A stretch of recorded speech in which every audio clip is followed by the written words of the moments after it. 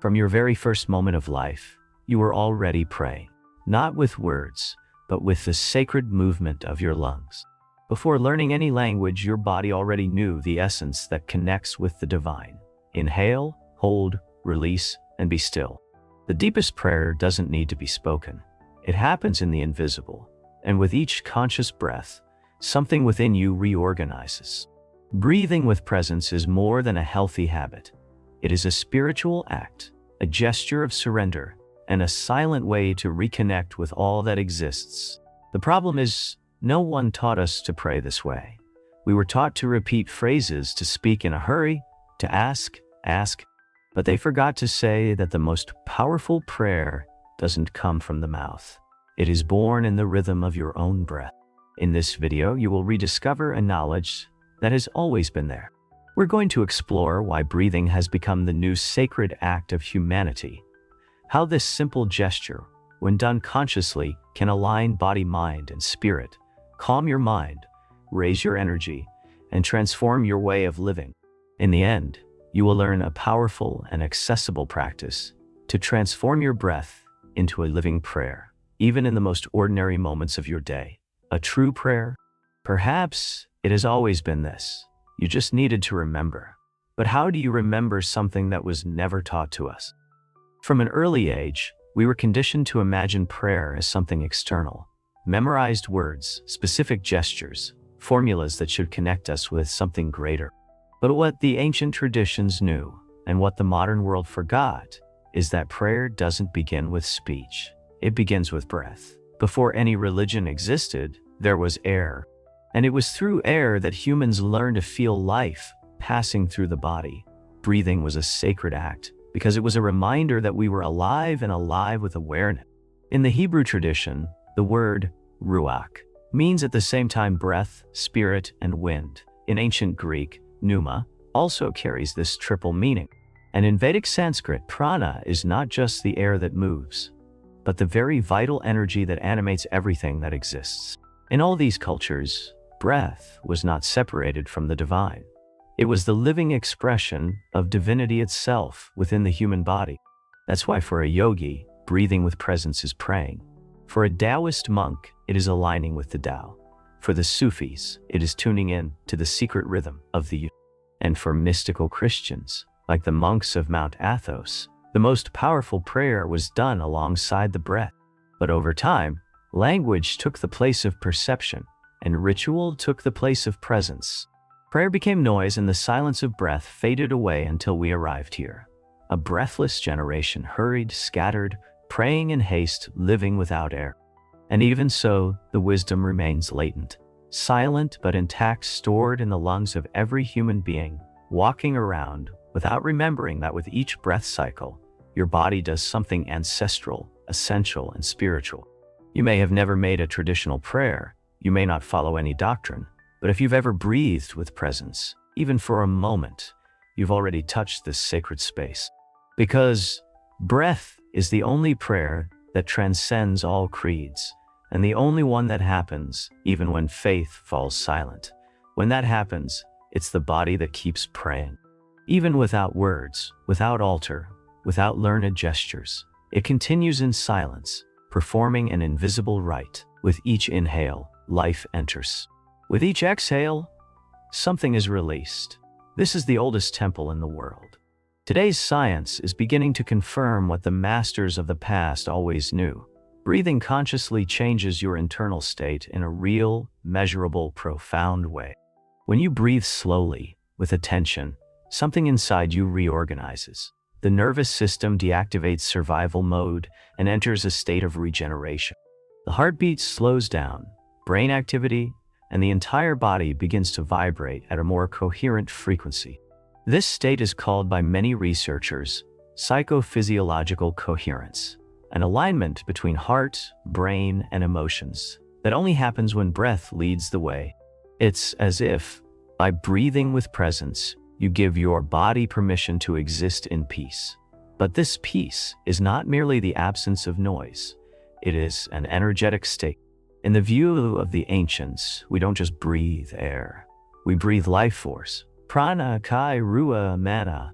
There are many names, but all point to the same essence, something subtle yet pulsing that flows through everything and animates matter. That's why Taoist masters said that energy moves where breath flows. That's why yogis trained breath control as the first step to awakening.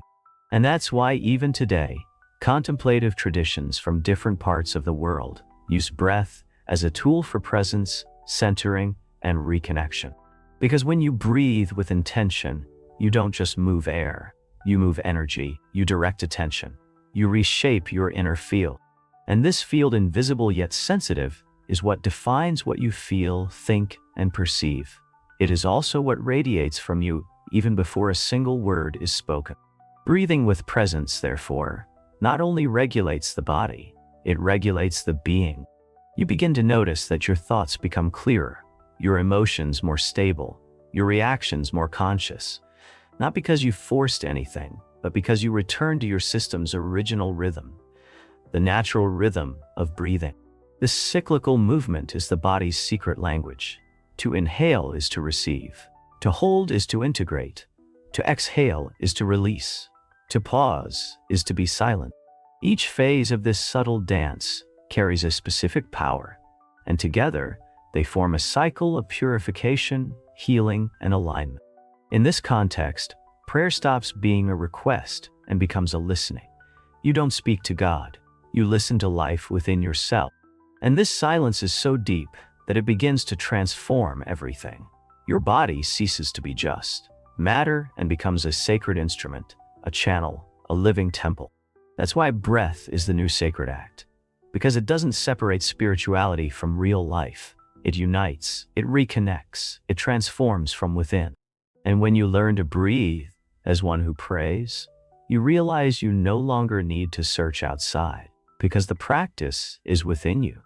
And when the altar is within, no ceremony is needed, only presence.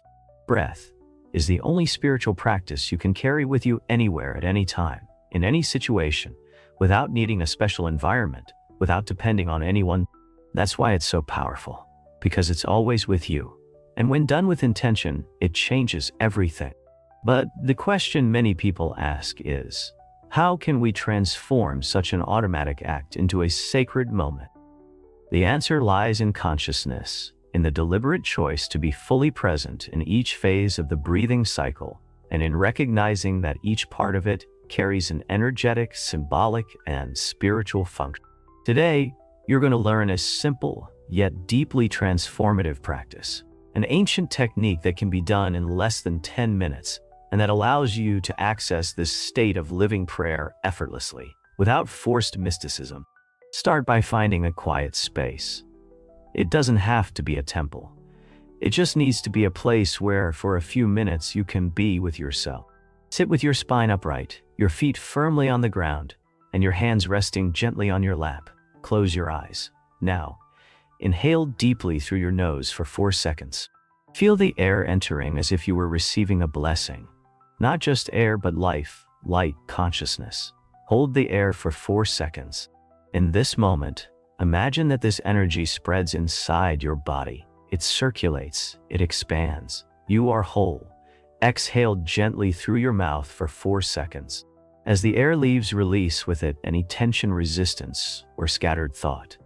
It's a moment of surrender, of release. And now, pause for seconds of silence. No inhaling, no exhaling. Just inhabiting this space. This is the heart of silent prayer, the point where time slows down and the soul reveals itself. Repeat this 444 for cycle 4, at least 5 minutes, and observe how your mind begins to calm, how your body enters a state of stillness, how your perception expands.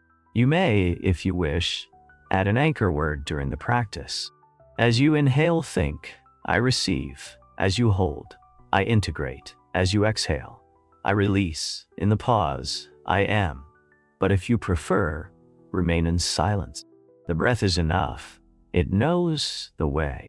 This practice can be done when you wake up, to start the day centered, before bed to clear the mental field, or at any moment of emotional turbulence.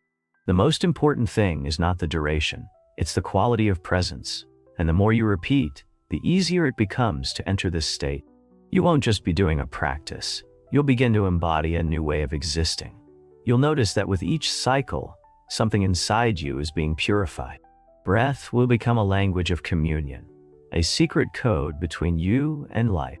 And when this practice becomes a habit, you begin to live in a state of continuous prayer, not like someone repeating words, but like someone embodying reverence itself. You become the temple, you become the prayer, you become presence, and it all begins with a simple gesture, being fully present in your breath. When this practice takes root in you, something invisible begins to shift. Not suddenly, nor with spectacular effects. The transformation is subtle, but irreversible. You begin to notice that what used to throw you off balance no longer unsettles you as much. Reactions lose strength, urgency fades, and a new rhythm settles in. Breathing as one who prays is like tuning the frequency of your existence. It's living attuned to a state of inner clarity where answers don't come from a rushed mind, but from the silence where everything aligns. Brainwaves change. The heart beats in harmony with your thoughts. The body stops acting on impulse and begins to respond with awareness. You become less reactive and more receptive, less scattered and more whole. And not because you're trying to be spiritual, but because you're living in coherence. This state generates a quiet confidence, a subtle awareness that something is guiding you, not outside, but within. Your emotions also go through a natural cleansing. What once weighed you down gradually loses its heaviness, and in place of anxiety, a gentle presence emerges. A calm that is not the absence of problems, but a lucid presence in the face of life. And this affects absolutely everything.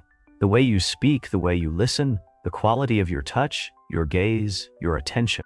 It's as if by breathing with reverence, you remember the sacred that exists in each gesture and begin to treat life as it deserves to be treated, with presence, with respect, with listening. And perhaps this is the greatest change of all. You stop searching for the spiritual in distant places and begin to recognize it in the everyday, in the breath before answering something difficult, in the air that enters when you wake up, in the silent sigh before sleep, in the pause between an emotion and your choice to act. That's where silent prayer reveals itself, not as a fixed ritual, but as a new way of living. Over time, you stop doing the practice and you become the practice itself. Breath is no longer just a vital function. It is a channel of presence, a bridge between you and what truly matters. You begin to trust your body more, to listen to the signals of your energy, to care for your mind as one tends to a sacred garden.